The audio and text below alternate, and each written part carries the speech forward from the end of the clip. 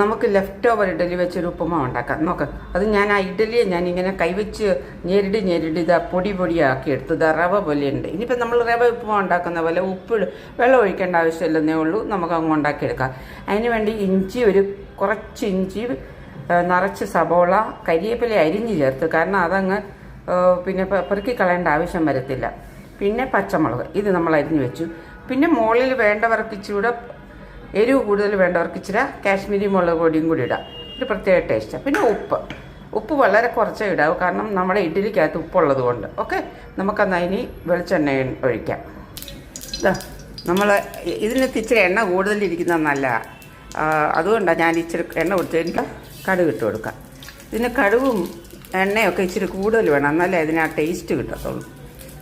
പലതരത്തിൽ നമുക്ക് left over idli ഉണ്ടാക്കാം. പക്ഷെ ഞങ്ങളുടെ വീട്ടിൽ ഇത് സ്ഥിരമുള്ള ഒരു പരിപാടിയാണ്. നമുക്കിത് അതിൻ്റെ കൂടെ ഈ മുറിച്ച് വെച്ചിരിക്കുന്ന സാധനങ്ങളെല്ലാം ചേർക്കാം. ഉഴുന്നുപരിപ്പിടേണ്ടവർക്ക് ഉഴുന്നുപരിപ്പിടിക്കാം, കടലപ്പരിപ്പിടേണ്ടവർക്ക് കടലപ്പരിപ്പിടാം. പക്ഷെ ഞങ്ങൾക്ക് ഇഷ്ടമല്ലാത്തൊരു ചേട്ടനൊക്കെ ഇഷ്ടമല്ല, അതുകൊണ്ടാണ് കേട്ടോ. ഇനി ഇത് നന്നായിട്ട് വഴറ്റിയെടുക്കാം.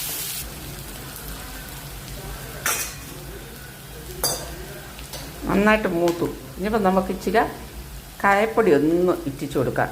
മറ്റുള്ള ഉപ്പുമാവ് പോലെ അല്ലേ, ഇത് തലേദിവസമല്ലേ, 2 ദിവസം 3 ദിവസം പഴയതാണെങ്കിലും ഇഡലി നമുക്ക് ഉപ്പുമാവ് ഉണ്ടാക്കിയെടുക്കാം.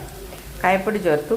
ഇച്ചിരി മുളക് പൊടി കൂടെ ചേർക്കുന്നുണ്ട്. ഇവിടെ എരിവ് എല്ലാവർക്കും വേണ്ടതുകൊണ്ട് ഇച്ചിരി മുളക് പൊടി കൂടെ. ഇത് കാശ്മീരി മുളക് പൊടിയെ കളർ കണ്ട് പേടിക്കണ്ട.